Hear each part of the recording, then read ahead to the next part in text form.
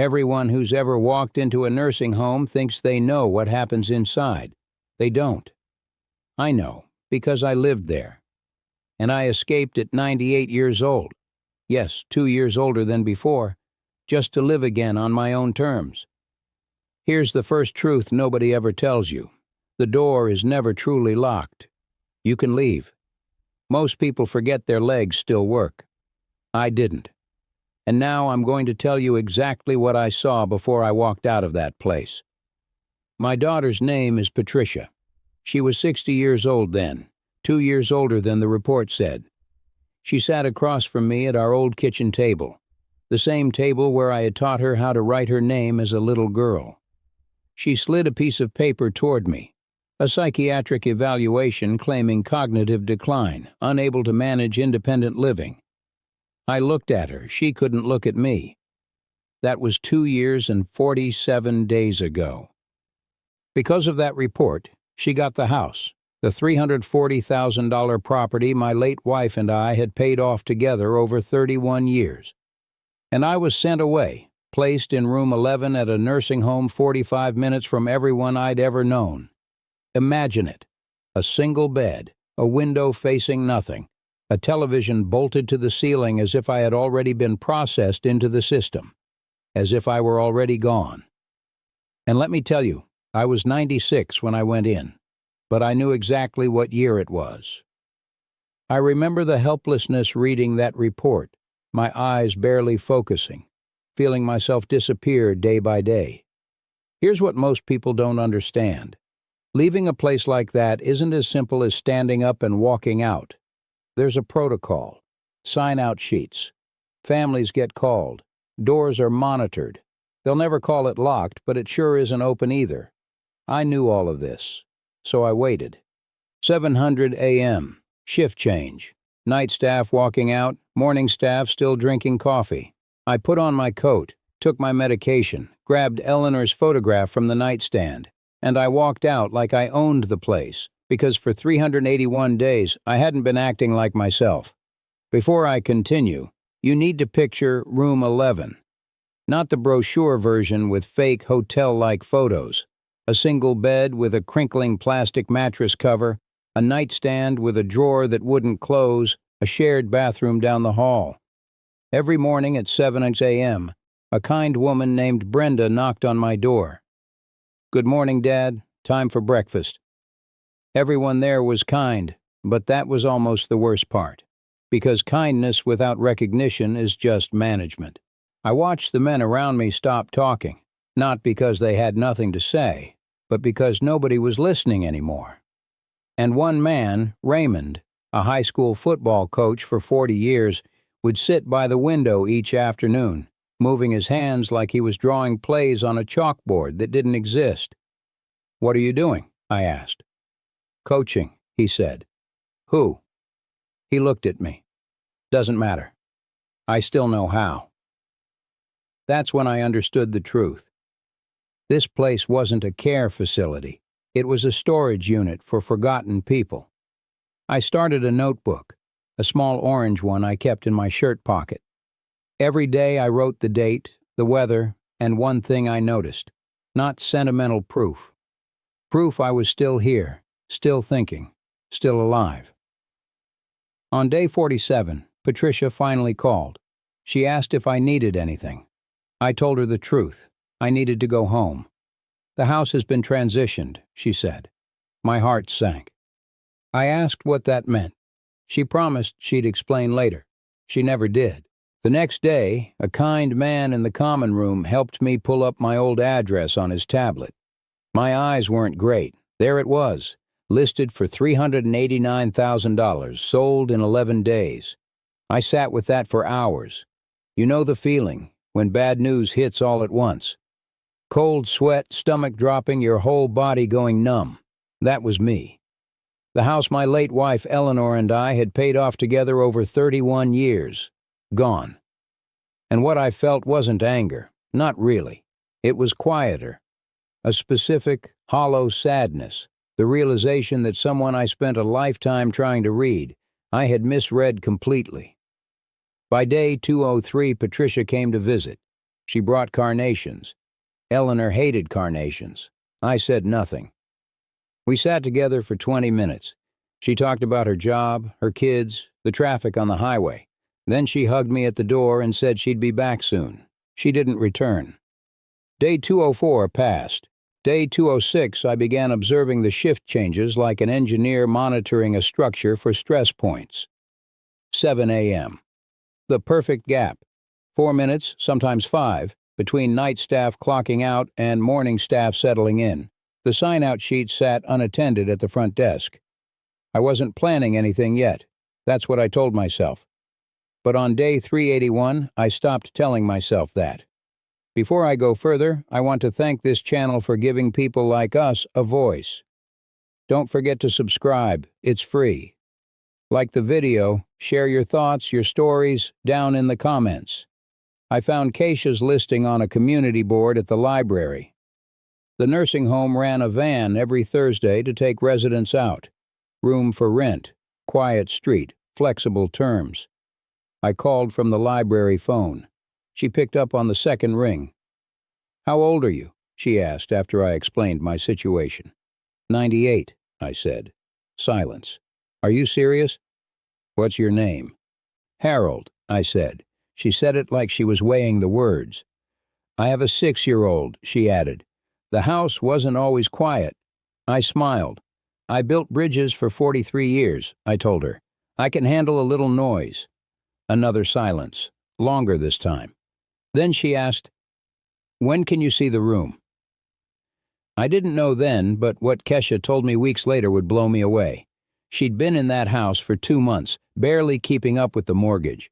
She and her husband had split 5 months earlier. He had cleaned out the joint account 3 days after she filed papers. She had $340 in checking and a son named Jaden, 6 years old, who thought his dad was on some long overseas work trip. She needed $800 a month. My pension covered it, and then some, but neither of us expected what came next. That first morning I came downstairs, and Kesha was standing at the kitchen counter, eating cereal, staring at nothing, the way people do when they're lost in unsolvable math. I offered coffee. She looked at me as if she'd never heard the word before. "You drink coffee?" I asked. "I've been drinking coffee since 1958. "Sit," I said. She sat. That became our mornings. Guarded at first, but she stopped staring at nothing. That small connection, a shared cup, was the start of a new life. 3 weeks in, Jaden came home from school with a drawing. Houses, people standing outside. He handed it to me silently, a stick figure with white hair next to a smaller one. "That's you," he said. "You're my Grandpa Harold." I looked at Keisha. She was pretending not to listen, pretending not to smile. But I knew. Our little family, broken yet new, was taking shape. The neighbors still think they understand our story. They don't. They see a 98-year-old man living with a 36-year-old divorced woman and write their own version of reality. But here's the truth no one tells you. This is a story about survival, trust, and second chances. The daughter who took my house, she hadn't called in 4 months. The woman who took me in, she'd known me for 2. And then there's Eleanor. Before she passed, she told me something I've never forgotten. "You spent 43 years building bridges, real bridges that hold weight. But you never built yourself a retirement plan." She wasn't wrong. We had been married 51 years. She went quietly in her sleep, the way people hope to go. I called Patricia first. She called the doctors first, then lawyers, then people I'd never met in my life. I didn't know any of this at the time. I found out later, the way you always find out the most painful things, far too late to fix them. Room 11. Picture it with me. Not the glossy brochure version that makes it look like a hotel. A single bed, plastic mattress cover crinkling every time you move. A nightstand with a drawer that refused to close. A shared bathroom down the hall. Every morning at 7 a.m., Brenda knocked. "Good morning, Dad. Time for breakfast." Brenda was kind. Everyone there was kind. And that was almost the worst part. because kindness without recognition is just management. I watched the men around me stop talking, not because they had nothing to say, but because nobody listened anymore. Raymond, the former football coach, still sat by the window, drawing plays in the air.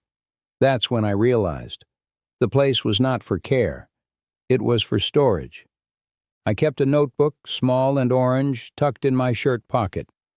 Every day I wrote the date, the weather, and one thing I noticed. Proof I was still present, still thinking, still alive.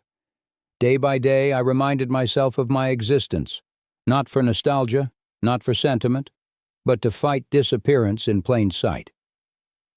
By day 48, I started piecing things together. A man in the common room helped me look up my old address on a tablet.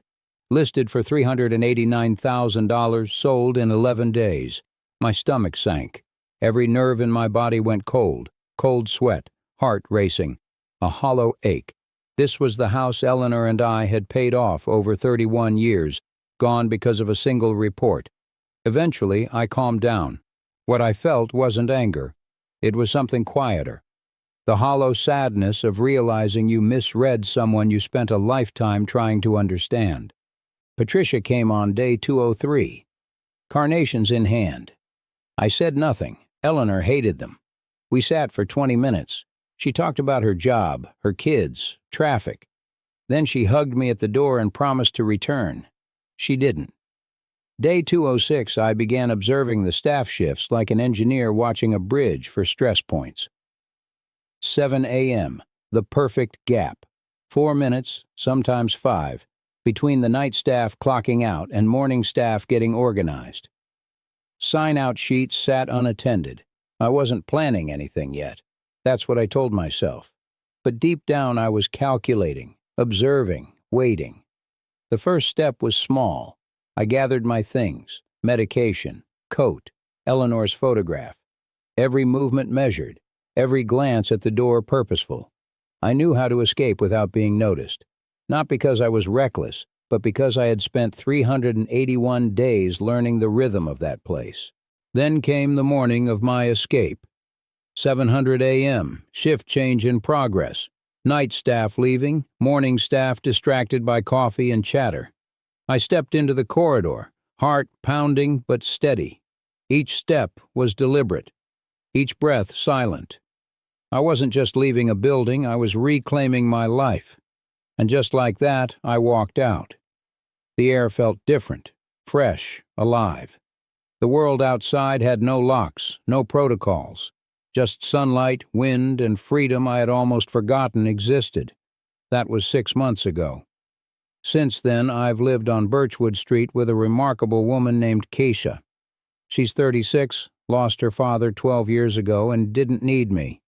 But she chose me. We carved a new life together. The neighbors? They still speculate. They see a 98-year-old man and a young divorced woman and think they know the story. They don't. They can't. The story is ours. And it began with courage, observation, and a refusal to disappear quietly. Since that morning, my life has changed completely. I wake up every day in a room I chose, not one assigned to me. I drink coffee with Keisha, a woman who sees me not as a burden, but as the father she lost when she was 12.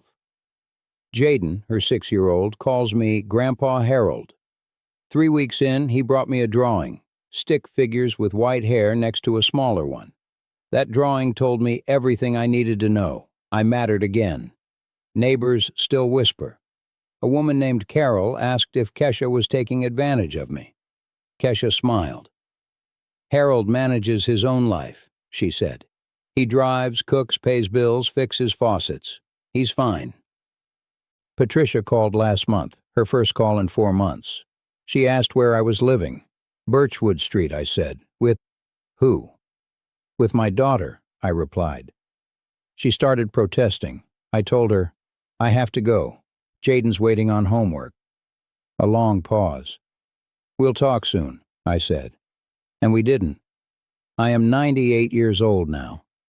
I wake up each morning with freedom, with choice. I eat what I want. I drink my coffee. I enjoy the company of a woman who respects me and a child who brings joy I thought was lost forever. Eleanor's photograph sits on my nightstand, same as always, just a different nightstand. Here's the cruel truth about aging. It's not your body slowing down. It's discovering which people truly loved you, and which ones only waited for you to become an asset. I survived 381 days of waiting to disappear, but I'm not waiting anymore. Every single day now is mine. I am alive, I am present, I am finally free. And that's the story. A story of courage, observation, and reclaiming life when everyone else expected you to fade away. Remember, life doesn't wait for anyone. I survived 381 days of being forgotten, but now I choose every single moment. Freedom, love, purpose.